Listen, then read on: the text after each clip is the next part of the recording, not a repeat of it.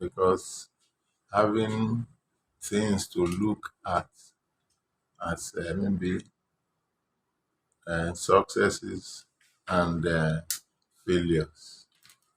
And it's when you balance the two and you have more successes that you are happy. And looking back and using the past experiences to train other SMEs is something that we're happy about. No, sir, you don't look certain. You don't look certain. You know, this when we were young, we were looking at people at 70 as too old. And when we get there, we see that there's nothing so strange in getting to 70 when you have what it takes in terms of the type of food you take. And that's why we say, and we name our company as Home of Functional Food. And these are the ones that have been sustaining us. And in Nigeria, most foreigners that are here to make food, they don't eat it. We eat what we make because anything we make is started from the kitchen. And that's why you see the book From Pot to Factory. Hmm? You first experiment in your kitchen, taste it. How does it taste? Will people like it? And you call friends in to taste and they like it. Okay, it means it will go. And then, being a food technologist, we know a lot of nutrition, what should be in a particular food that will sustain you. This during the birthday, people are wishing me uh, long life, living up to 80, 90, 100. Then I also wish them 200 years. And they say no. I say why? There is improved nutrition, which means you can live longer. So, and when you look at them, it's like what you eat is what kills you. And there are two types of death. One is accidental, the other one is instrumental. Instrumental depends on what you eat. And then, like, you eat heavy metal with your food and you don't know because of the grinding machine that you use. Then you start dying day by day. And when is the final day? Maybe you just hit your toe on the on the stone and then you fall down and that's the end. Say, the man died today. No, he has been dying small, small, small. That's the end. Story. No, sir, what do you advise people in terms of nutrition, what to eat? They should not just take anything as food. For example, starting from what we eat every day, and that's tomato, pepper, onion. And how do you eat them? You grind them together and you take it to one ugly machine that they call grinder outside beside your house. And you think you are eating good food. No, you are dying small, small. Because inside the grinding stone that are inside the machine, it's made up of different types of heavy metals. There's iron, there's lead, there's cadmium, there's all sorts of. And these heavy metals block the red blood cell and prevent it from carrying oxygen to your brain. And little by little, red blood cell by red blood cell, they start getting the heavy metal and they will not be able to carry oxygen to your brain. And that's the beginning of death. So, whoever is eating food or buying tomato should use maybe small blender that is made of stainless steel, thereby it will live longer. Or you buy the one that is already packaged, because in the industry we use stainless steel and sometimes they don't get in contact with one another. And with that one, you are safe. And then the other side of the food is some food are imported, which are not as good. And again, some nutritionists are preaching against processed food because they don't know that the food they eat at home is also processed. Processing is about transforming the raw food to what you can eat. So whatever method you use in the kitchen, you process your food eh, by cooking, and you over process by overcooking. Whereas in the industry, it's not done that way. No industry will afford to waste energy. So if it's 5 minutes, it's 5 minutes. But at home, when you are cooking and then your child is crying in the sitting room, you leave the food on fire, you go and pick your child. Thereby, you have overcooked. And nutritionist is eating that one. But telling people not to eat processed food, how? So it's now looking at a balanced diet. That's the key word for what we take every day. And with that one, we are sure. And these days, we are now living more on vegetable, fruits, which has actually put stress on the supply of this food. If you go out and ask for how much they sell mango, you will know. If you ask how much they sell pineapple, you will know. Because somewhere, somehow, online, you have been told about the health benefit of fruit and vegetables, and which we will say is a good omen for the farmers to be able to produce more so that they can make more money. But unfortunately, Boko Haram is somewhere there. Bandit is in some forest, and these are the things that are making food processing not very interesting. So when you entered the hall that day on your birthday, how did you feel when you saw the galaxy of business people, public, and private? It's the terrain that I've been used to, moving from one association to the other association that have something to do with SME or have something to do with manufacturing or food processing. And again, you now see that bringing a professor from Ife to come and talk to them on food is not a mistake, because everybody wants to hear what professor in food will talk. Or you have a manufacturer association there represented by the president, represented by the DG, and meaning that those people also will come with their followers. And then the local uh, associations like the Tang Association, uh, as I say, Oye Ekiti Augustine Club, Yes. which is an elite club in Lagos, also well represented in family and friends.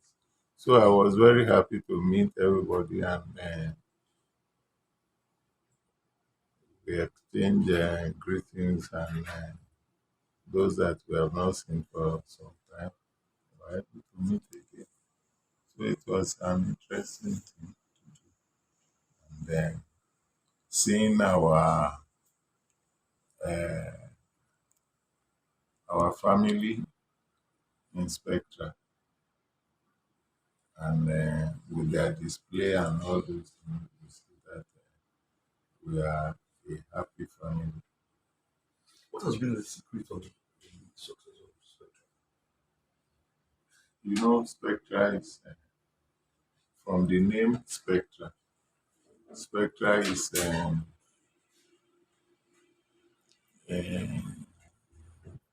maybe you did physics in school and you pass light through a prism.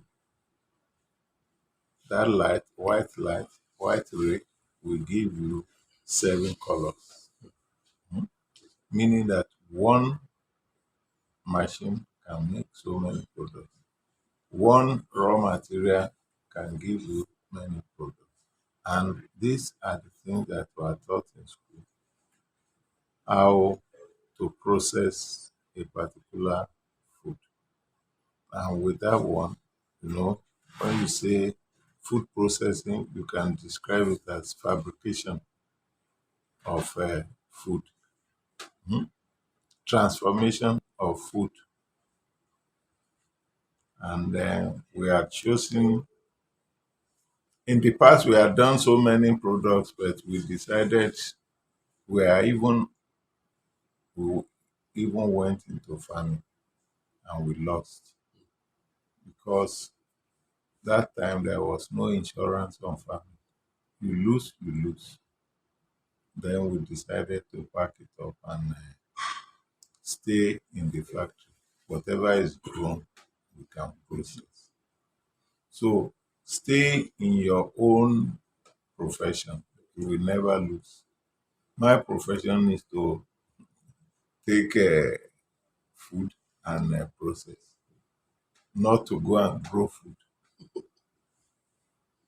So with that one, we've been able to stay afloat.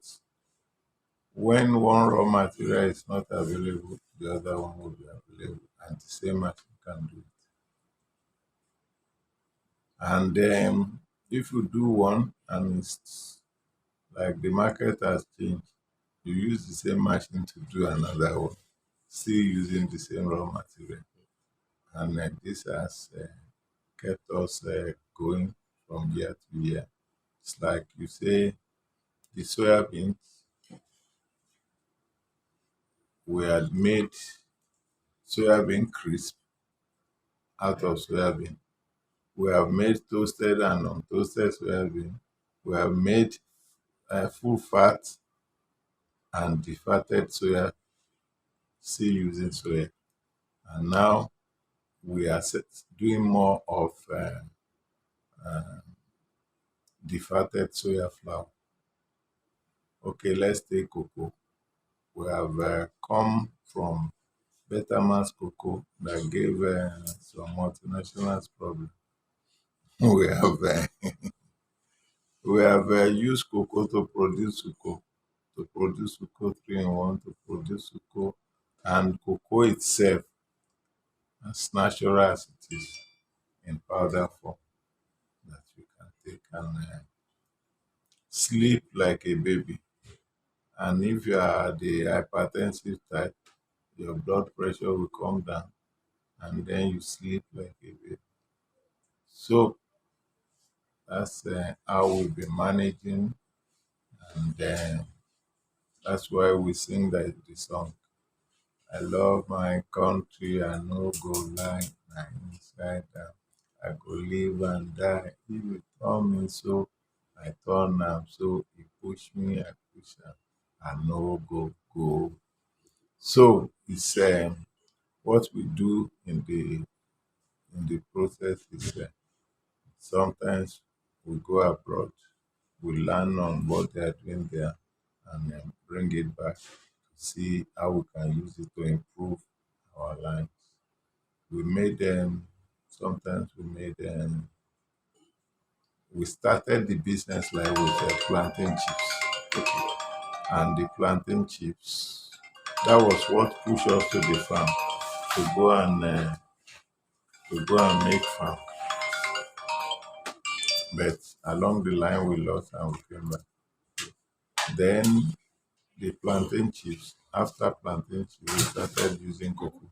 And when we saw the, we turned into Suco. And the Suco gave us name,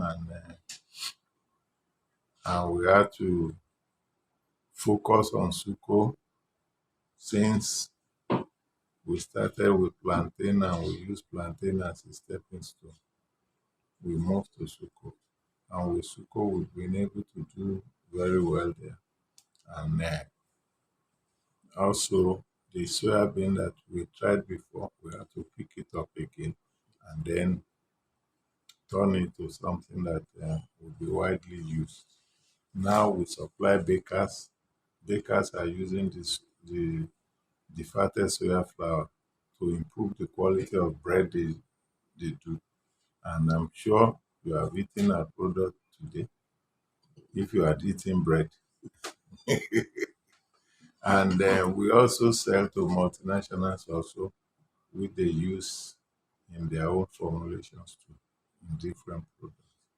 And we are getting orders from outside the country for the soya flour to be used. So we are moving along that line, and our cocoa is also moving. And from the soya, we are making high fiber, which is combination of soya and sorghum, and it's already in the market and it's moving fine. Then we have fastomi, which is combination of maize and soya. So, and then we are moving ahead.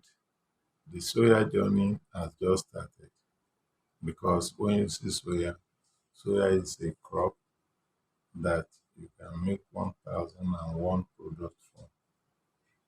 So we have just started that journey.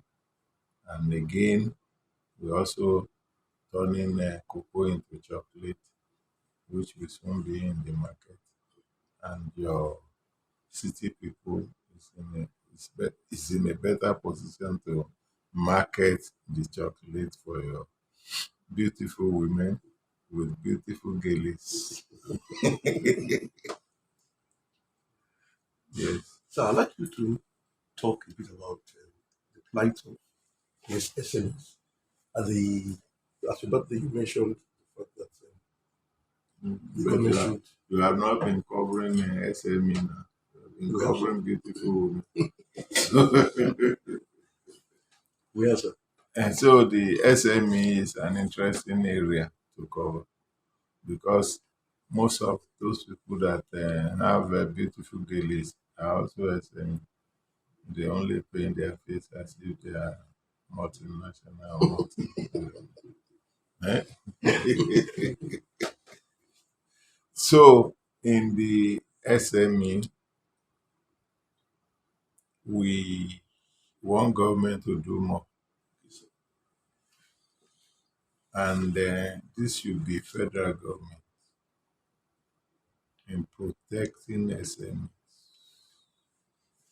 policy that will protect SME because SMEs, it's like you fund SME and you don't protect them, meaning that there's no market for them to sell. Then the next thing will be you get discouraged because they are not paying back.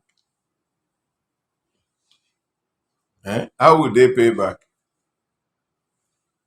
Chibi is when you sell that you pay back. It's like you give people money to go and farm, and at the same time, uh, cows are coming to their farm to eat, and then you now challenge them that they are not paying back. From where will they pay back? Is it from resisting the cows and they get killed that they will pay back? So, if those farmers have been protected, definitely their crops will not be eaten up. The same thing with those who are in the processing line. When they process and they meet stiff opposition from multinationals in the market, what do? How will they pay back? We've observed this thing in other countries. That's what was responsible for the growth of SME in Asia, that is had Asian tigers. In India, they were protected. In Malaysia, they were protected. In Thailand, they were protected. And why is Nigeria different? If we actually want to move SME forward, we should get some sort of protection from government. And again, there are some products that should not be made by multinationals.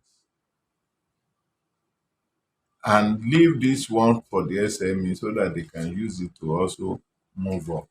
It's like some company came and they started making chin chin. Chin chin is a Nigerian product. Made that name is from Nigeria, and it's some some sort of relief for the old women who are doing it, using it to sponsor their children to school.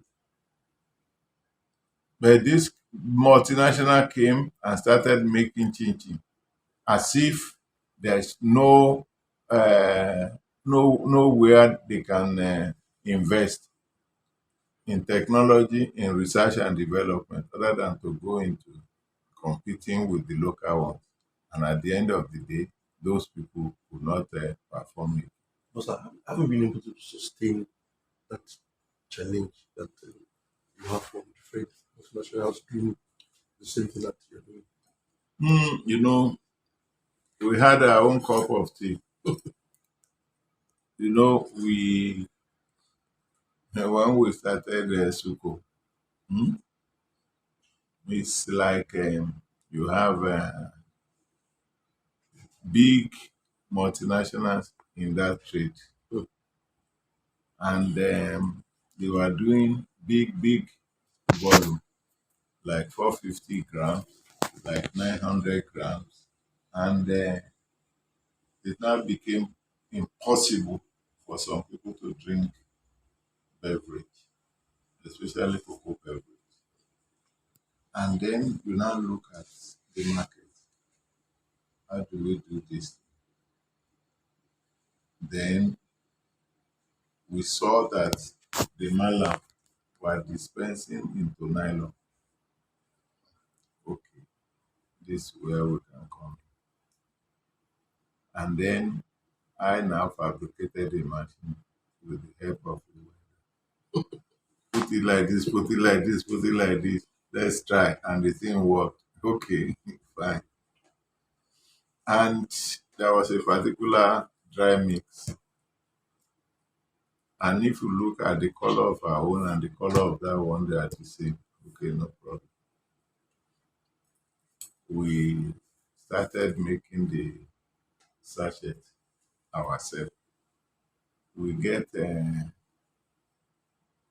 we could get this paper, uh, laminated paper, laminated inside.